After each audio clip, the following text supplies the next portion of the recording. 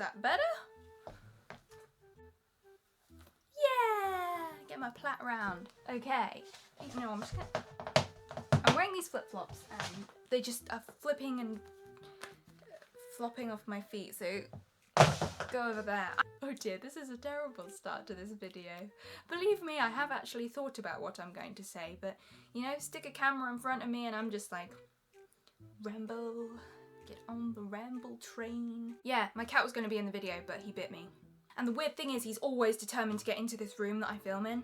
And so I'm like, you know, this is about Easter and new life, and you're sort of still a kitten, so the closest thing I have to a small fluffy animal, so you can be in this film. And he was like, no, I'm gonna bite your leg. So yeah, he's out of here. Maybe I'll try and bring him in to say hello at the end of this video, who knows? Hello fantastic folks, or as I think I wrote in a typo in my Christmas video, fanstick folks. Because you all know that really deep down, you are a fanstick folk. Yeah. So this is a video all about Christmas! No, it's about Easter, obviously, because it's almost Easter! Yay! And I was thinking about Easter and I was like, what is the most important thing about Easter? I know small fluffy animals. No, it's not. It's, pancakes. Pancakes. Das Pannkuchen. I probably said that wrong. In fact, I know I've said that wrong. I'm thinking perhaps actually it might be about the death and the resurrection of Jesus? Or to be honest, is it just all about chocolate eggs? Because let's face it, everyone wants that big, round, smooth chocolate egg of delights and gorgeousness, usually provided by Cadbury's, but if you're fancy you might get it from Thornton's. Basically, I'm gonna cut to the chase. I've been rambling for a long time. The ramble train has finally pulled up at the station. I'm gonna make a video.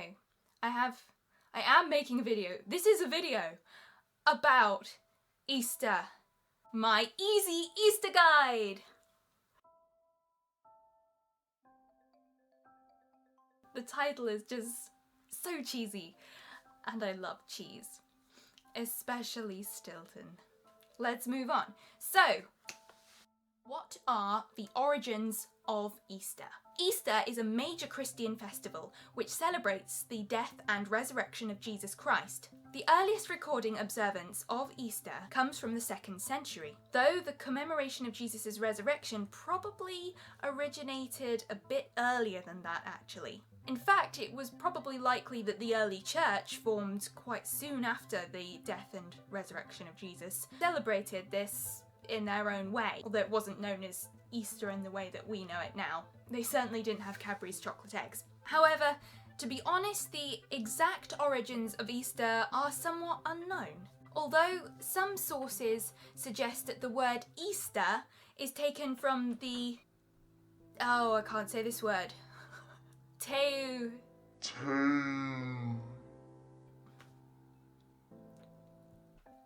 will get there.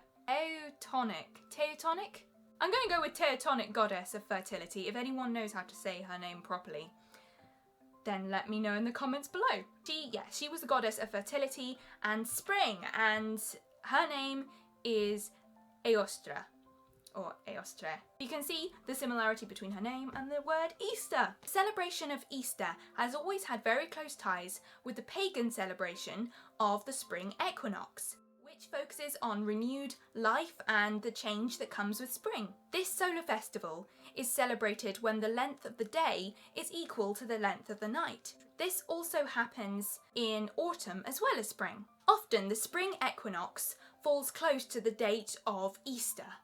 And some Christian and pagan traditions have got sort of muddled and jumbled up and have kind of merged in a similar way that Christmas does as well. If you see my other video where I make a Christmas table decoration, which is totally not relevant now unless you just want to do random Christmas stuff near Easter. I talk about how pagan traditions merge with Christian traditions to make Christmas and all the fun things we do at Christmas, like throwing plants everywhere in the house, which is basically what I did. I'm just getting my pages up so I can read my notes. Yeah, you think I remember this stuff off by heart? I don't. I feel like I've zoomed in. Hey, I'm back again. Now you can tell when I cut that. No seamless transition there, no trickery. So, that's the origin of Easter, but let's dig into it a bit deeper. Okay, so what is Lent? And I'm going to move my notes again because they're not in a good place. I need to be able to read. If only one could read with ease and grace, instead of taking 600 takes. Let's go again. What is Lent? Lent is a 40-day period that leads up to Easter Sunday. It's a time of reflection that represents the 40 days that Jesus spent in the wilderness before he started his ministry. The day before Lent starts is known as Shrove Tuesday, Fat Tuesday, Mardi Gras, or Pancake Day, as I like to call it. It is a final celebration of fun and food before fasting begins. In the UK, Pancake Day, or Shrove Tuesday, marks the last feast day before the start of Lent on Ash Wednesday. And the reason why we call it Shrove Tuesday sometimes is down to our Anglo-Saxon friends who would be called to church on Shrove Tuesday to be shriven, which means to be absolved of their sins. A bell would be rung to summon people to this confession time. In fact, apparently, the bell was called the Pancake Bell. Yay! So there's a link to the pancakes. I love pancakes a lot, preferably with Nutella, if I'm being very bad. However, pancakes mainly became associated with the start of Lent because this yummy treat was a great way to use up eggs and fats before embarking on the Lenten fast. Shrove Tuesday always falls 47 days before Easter Sunday. So the date varies from year to year and falls between February the 3rd and March the 9th. These days many Christians still choose to fast during Lent, but others choose to give something else up instead of food. Like, my family gave up... Wait, this is food too, actually. I just realised. But the point is, some people completely give up eating meals, and some people choose to give up something more specific. So my family chose to give up eating meat one time. Another time, we gave up watching telly for the entirety of Lent, so that's 40 days without TV, and I can tell you, that's harsh. It's so hard. You don't know how much time you spend watching TV until you can't do it anymore. And I love television. I love Netflix. So every time we cooked a meal without meat or didn't watch the television, we were given an opportunity to focus our thoughts onto the reason why we were doing this. Doing these things that are sort of different, cutting something out of your life or even starting to do something, it really focuses your life, your thoughts, your attitude on what's to come. This being, the celebration of Jesus' death and resurrection. So I don't know if you've heard of this before, but the week leading up to Easter is called Holy Week. What is Holy Week? During Holy Week, Christians think about the last week of Jesus' life. Many of the days in Holy Week are given a specific name and a focus. Holy Week begins with the Sunday before Easter, called Palm Sunday. This day celebrates Jesus' arrival into Jerusalem, riding on a donkey. Crowds of people gathered to welcome him. They threw their coats on the road, they threw palm branches on the road, they waved palm branches in the air. They were ecstatic that Jesus was coming to Jerusalem because at this point, Jesus was really famous. It's common for churches to give out small crosses made of palm leaves on this day as a reminder of Jesus' entrance into Jerusalem and his death on the cross. In fact, I literally just nipped out now because I remembered actually that we still had one up sticking on our conservatory door. So I brought it to show you. And there you go. So it's a cross made of a palm leaf. Or it's like a reed, to be honest, but quite thin and bendy. Yeah. Going back to Holy Week, we then sort of skip Monday, Tuesday and Wednesday. Although Christians still focus on Jesus during these days, it's just they don't have a special name. The next named day is Maundy Thursday. On this day, Christians remember the Last Supper, which is when Jesus shared the Passover meal with his disciples, breaking bread and drinking wine. Often Christians remember this event by sharing bread and wine together in a service called Holy Communion, Eucharist or Mass. It is a reminder that Jesus sacrificed his life for mankind. However, we don't just have communion on Maundy Thursday, we have it all year round. Good Friday is next, and it is actually a very somber and serious day. It's a day of reflection. This way because it marks the death of Jesus on the cross. We know, of course, that Jesus rose again from the dead, but to know that our Lord and Saviour was tortured and died, it's difficult. So on this day, many Christians take part in what is called a walk of witness. Multiple churches will often gather together. They will walk in silence down a marked route, often following someone who has been chosen to carry a wooden cross. This is a way of commemorating Jesus' journey up to Golgotha, I think I said that right, where he was crucified. And it just gives us a time to reflect together as a community. But obviously because of the pandemic we won't be doing that this year. Another popular Good Friday tradition is the performance of a passion play, which is a theatrical performance that tells the story of Jesus' death and resurrection.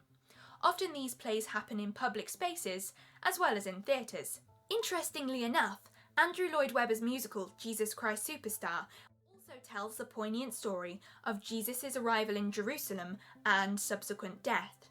Having seen a production of it myself, I found it actually very powerful. Watching the crucifixion scene was heartbreaking and chilling and actually very emotional for me. It's strange because the rest of the musical is really wacky. I don't know if any of you have seen it. It's really wacky, but it's also hugely thought-provoking as well.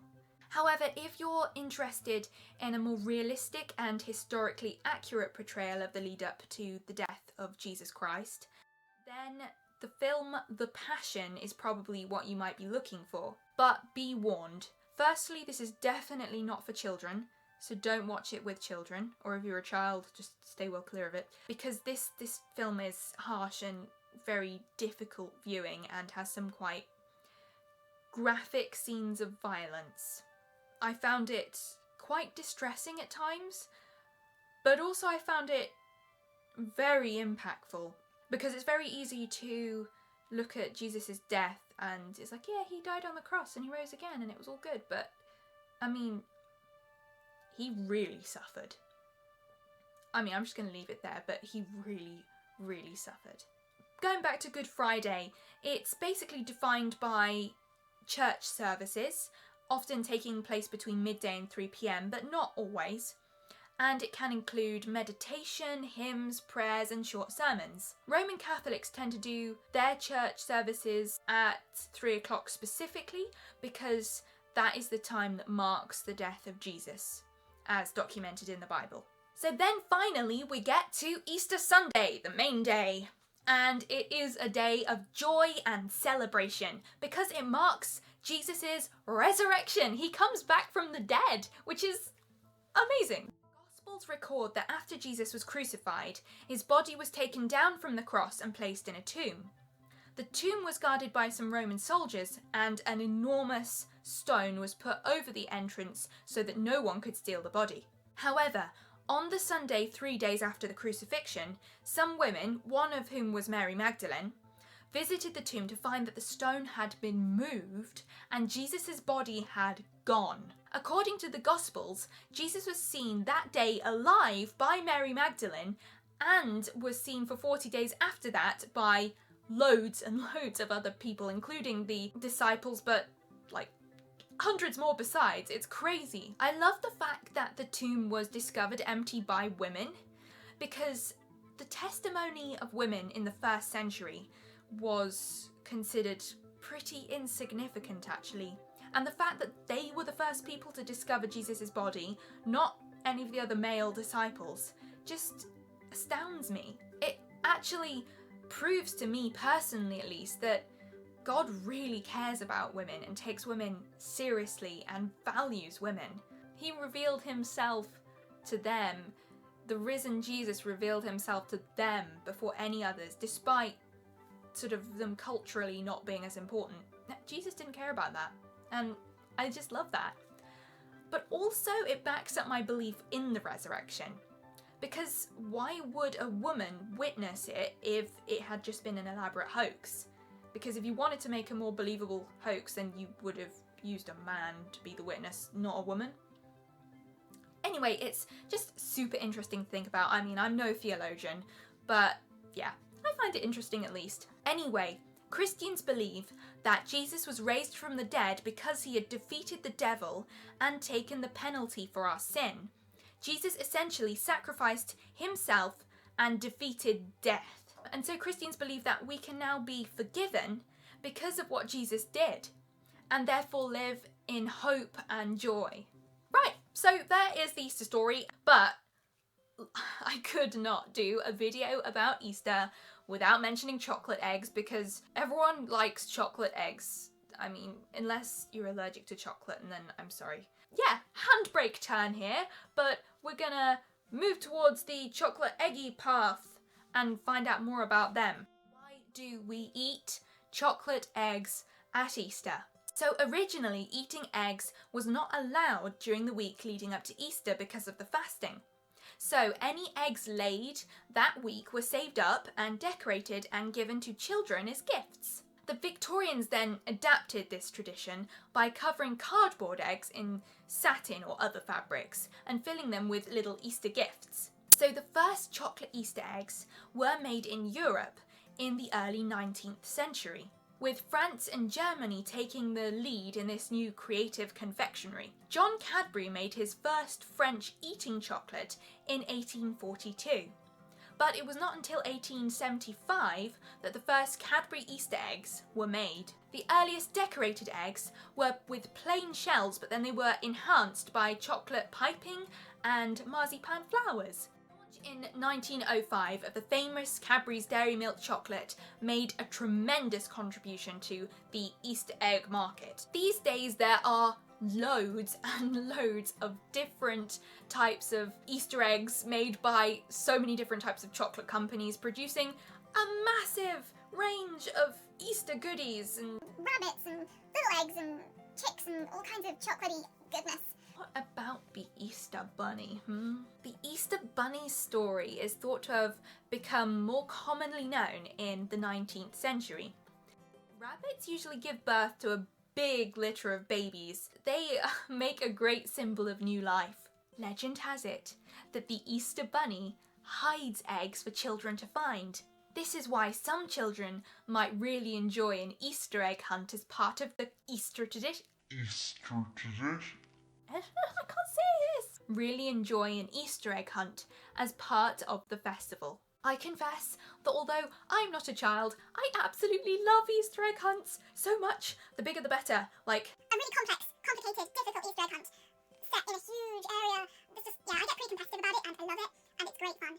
So yeah. Basically, I still have an Easter egg hunt on Easter Day. Bless my mum, she still hides little eggs for me, and I still go look for them and get very excited. And my brother's just like, yep, you find the eggs, I'll eat them. However, the Easter Bunny doesn't do all the work alone. In fact, in Switzerland, Easter eggs are delivered by a cuckoo, and in parts of Germany, they're delivered by a fox. There we go, I said I'd try and bring my cat into this, but he's being very naughty. Say hello! Happy Easter, everyone! This is Roger, just in case you want to know his name, and he is my small furry animal. So I'm going to say goodbye. He's seen a bird. He has no goodwill to birds, only that they may be edible and fun to play with. So there you go, that's my easy Easter guide all done. Whatever your beliefs, Easter today is both a time of reflection and celebration, whether it be through faith, religious tradition, or through the giving of decorated eggs or chocolate eggs or egg hunts, or there's loads of stuff to do with eggs, or whether it is looking at familiar pictures of small furry animals, like this one that really wants to get down now. They all combine to define a season of hope as we look toward the summer and indeed the future. Before I go, please let me know if you have any great Easter traditions that you'd like to share with me. Put them in the comments below and I'd love to read about them. And feel free to add any more Easter info that I might have missed too. So thank you very much for watching. Take care of yourselves and I hope that you all have a lovely Easter, whatever your beliefs and whatever you're up to. There, bye!